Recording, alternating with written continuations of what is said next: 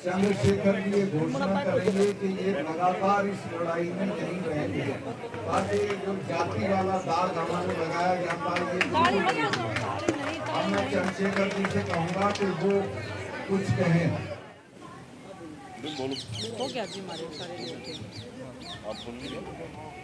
धन्यवाद।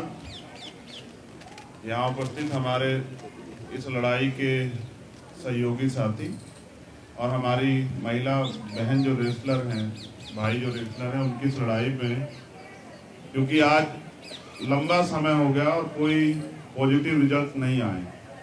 मैंने 4 तारीख में आपसे वादा किया था कि मैं यहाँ परमानेंट के लिए बैठूं। मैं जबान दे के फिरता नहीं हूँ। बाबा साहब अम्बेडकर ने भी कहा कि किसी भी देश की तरक्की का पैमाना मैं उस देश की महिलाओं की तरक्की को मानता हूँ। जिस देश में उस देश की बेटियां जिन्होंने नाम रोशन किया उनके साथ अन्याय हो तो मेरे जैसे भाई घर नहीं बैठ सकते। वो जिन हालातों में यहाँ हैं, उन्हीं हालातों में उसी बिना सुविधाओं के हम लोग इस आंदोलन को अब लड़ेंगे और जब तक हम लोग नहीं जीतेंगे तब तक ये आंदोलन हमारा यही इसी स्थल से जारी रहेगा। और मैं अपने सभी साथियों से कहूँगा, मैं इसलिए चुपचाप आया कि फिर, क्योंकि मेरा मकसद दिखावा करना नहीं है। अगर मैं दिखावा जोर लगा के आता तो पुलिस के लोग बाहर ही रोक लेते। अब मैं आ गया हूँ तो जो मुझसे प्यार करने वाले वो भी आ जाएंगे। तो मुझे उम्मीद है कल के बाद जो है यहाँ एक मेला रहेगा, उस मेले को देखने के लिए बहुत लोग आएंगे।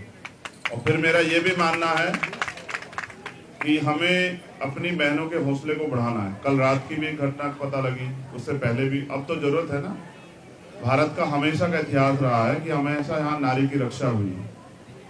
और मेरी माँ ने तो मुझे सिखाया कि अगर किसी बेटी का अपमान हो, तुम वहाँ मौजूद हो और तुम उसको नहीं रोक पाओ तो कोई फायदा नहीं तुम्हारे जीवन का। मैं अपनी बहनों को दिया वचन निभाऊंगा और मेरा वादा है कि वो जो चाहती थी गांव तक प्रोटेस्ट जाए, कल के बाद आप देखना गांव तक प्रोटेस्ट जाएगा। आपको गांव से खबर मिलेगी, कस्बों से, तहसील से खबर मिलेगी कि सब लोग न्याय मांग रहे हैं देश के प्रधानमंत्री जी से, क्योंकि ताकत उन्हीं के पास है ना, देश की सरकार से। और उन सब लोगों से जो चुप बैठे उनसे भी ये सवाल पूछ रहे हैं कि अपनी बारी का इंतजार कर रहे हो क्या। तो इसलिए बहुत बहुत धन्यवाद। आज से हम लोग इसी प्रोटेस्ट स्थल पे अपनी बहनों भाइयों के बीच रहेंगे, उस लड़ाई को मजबूती से लेंगे। धन्यवाद।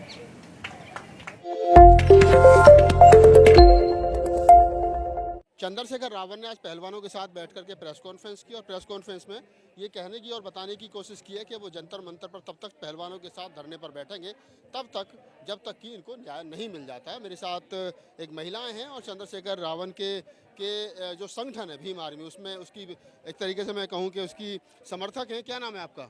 मेरा नाम नेहा सिंह है और मैं भीम आर्मी में हूँ। दिल्ली किस पद पे हो भीम आर्मी? दिल्ली प्रदेश सचिव पद पर हूँ। अच्छा, तो एक बात है, भीम आर्मी के जो आपके चीफ हैं उन्होंने आज चंद्रशेखर रावण ने यहाँ समर्थन दिया है कि पहलवानों को कि जब तक न्याय नहीं मिलेगा तब तक उनके साथ बैठे रहेंगे। आप भी बैठेंगे उनके साथ? जी बिल्कुल, हमारे साहेब ने जब आगाज कर दिया, जब समर्थन दे दिया, लड़ाई लड़ेंगे तो हम आखिरी सांस तक हम अपने संगठन भीम आर्मी माननीय एडवोकेट चंद्रशेखर आज़ाद जी के साथ हैं। और ये लड़ाई जो बेटियों के सम्मान की है, बेटियों की है, ये कोई आंदोलन नहीं, ये बेटियों के न्याय की लड़ाई है और हम आखिरी सांस तक उनके साथ लड़ेंगे। जहाँ भी हमारे नेता, हमारे राजनेता खड़े होंगे, हम उनके साथ कंधे से कंधा मिलाकर उनके पीछे, उनकी बहनें, उनकी टीम, उनकी आर्मी जो है हमेशा उनके साथ खड़ी रहेगी। और न्याय की लड़ाई देश की, चाहे वो कोई भी वर्ग हो, कोई भी धर्म जात की लड़ाई नहीं। हम मानवता पर विश्वास रखने वाले लोग हैं, तथागत बुद्ध के वंशज हैं और उन पे विश्वास करते हैं कि ये लड़ाई हम मानवता के आधार पर लड़ेंगे। पंत हॉस्पिटल में एक दलित महिला का सामूहिक रेप किया, फिर उसके गुप्तांग में रॉड डाल दी गई। रावण वहाँ तो पहुँचे नहीं? वहाँ हम तो पहुँचे थे। रावण तो नहीं पहुँचे ना? वहाँ हम तो थे ना, हम जहाँ पहुँच गए समझो हमारे नेता पहुँच गए। हर जगह आप भी देखते हैं कि देश यहाँ बड़ा प्रोटेस्ट है, यहाँ देश की बेटी बैठी है, यहाँ पहलवान बैठी है, तो चंद्रशेखर 3 बार आ गए।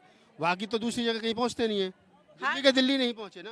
मैं आपकी बात का जवाब दे दूं कि हमारा जो संगठन है भीम आर्मी है, देशव्यापी काम कर रही है और हर जिले में, हर वार्ड में उन्होंने अपना चंद्रशेखर खड़ा किया हुआ है। तो उन्हें जाने की जरूरत ही नहीं है।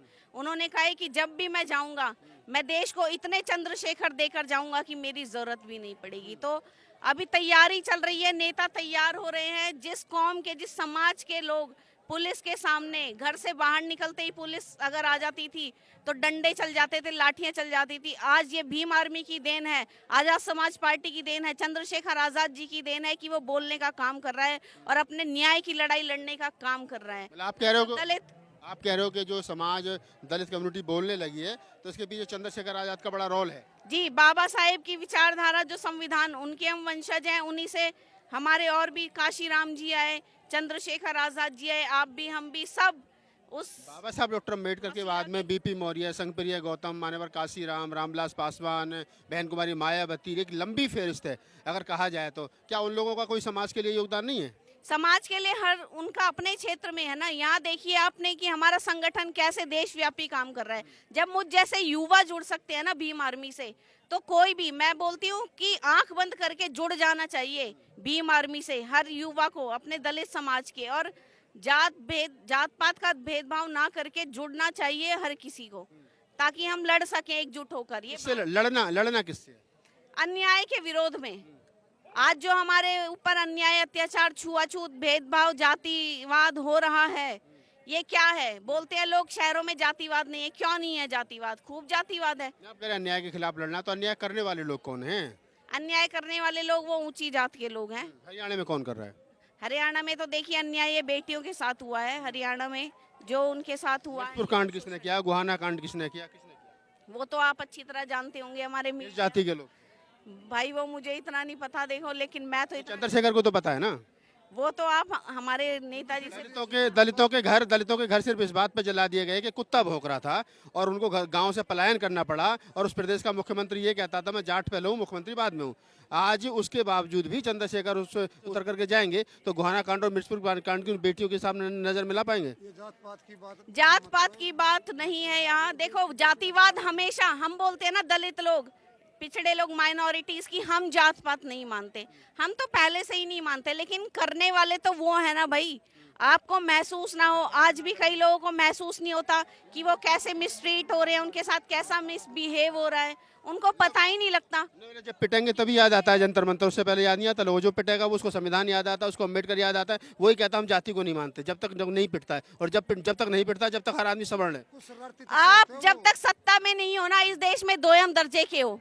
आज मैं ये बात कह रही हूँ आपके इस चैनल के माध्यम से, और इसको इतना मतलब समझ लेना, अगर दलित, कि आप कितना भी पढ़ लिख लो, जब तक आप सत्ता में नहीं हो आप दोयम दर्जे के हो। आप दोयम दर्जे के ही रहोगे। आपको कोई भी, इस देश की सरकार भी आपको दोयम दर्जे की ही समझेगी, क्योंकि आप, वो कौम धरती पर बोझ होती है, वो समाज धरती पर बोझ होता है जो अपना अधिकार नहीं समझ पाते, जो अपनी लड़ाई ही नहीं लड़ पाते। तो आप बोझ बन जाओगे इस देश पर और इस धरती पर आने वाले समय में। चलिए, तो ये भीम आर्मी की सक्रिय कार्यकर्ता हैं। मैंने घुमा फिरा के कई सवाल पूछने की कोशिश की और उन्होंने भी पूरी ईमानदारी से सवाल, हाँ बताइए कुछ। सब आए, बहनों की लड़ाई लड़े, हर महिला नेता आए, जैसे हम खड़े हैं भीम आर्मी की, आजाद समाज पार्टी की। अच्छा चलो, एक बात और बताओ, जब मनीषा वाल्मीकि हत्याकांड होता है हाथरस में, तो उसके समर्थन में ठाकुर समाज के लोग दोषियों के समर्थन में पंचायत करते हैं, तब कोई नहीं बोलता है। आज जब इन बेटियों का शोषण हुआ तो फिर भी कर निशाना दोषियों के समर्थन में पंचायत कर रही है। तो जो खास समाज के लोग हैं, जिनको सवर्ण मानसिकता का आदमी आज लोग कहते हैं, उन लोगों को जरासी क्या नाम है, शर्म है या नहीं है कि मतलब वो दोषियों के पक्ष में पंचायत कर रहे हैं? तो आप देख लो ना कि देश कैसे लोग चला रहे हैं। आज तक आजादी के 75 साल हो गए, जातिगत तौर पर यहाँ सारी चीजें होती हैं। हमें जाति नहीं देखनी, दोषी की कोई, अपराधी की कोई जाति नहीं होती, वो सिर्फ दोषी। मैडम, यहाँ अपराधियों के समर्थन में पंचायतें हो रही हैं, लोग करनी सेना खुले मन से करिएगा, कहते हैं दिमाग से ये निकाल देगा, उसके पास ही ट्रैक्टर है, हमारे पास भी ट्रैक्टर है। आप कैसे कह रहे हो? अगर वो ब्रजभूषण शरण सिंह योगी की जाति के, ठाकुर जाति के नहीं होते तब तक गिरफ्तार हो गए होते। अब ये तो आप देख लीजिए ना, जातिवाद ही तो है ये बोलते हैं जातिवाद नहीं है, तो यही तो जातिवाद है। और क्या जातिवाद कैसे होगा? अब एक एक के साथ जातिवाद, छुआछूत थोड़ी ना दिखाएगी मीडिया, बड़े स्तर पे भी हो रहा है, वो भी आप देखो ना, तो कैसे। खैर, ये हमने तो बहुत सारी बातें करी मैडम से और उन्होंने बताया, लेकिन बात वही है, जाति इस देश की सच्चाई है। लोग कहते हैं कृषि प्रधान देश है, मैं कहता हूँ कि जाति प्रधान देश है। और जाति मरने के बाद में भी, शमशान में भी पूछी जाती है कि मुर्दे की जाति क्या है। इसी देश के अंदर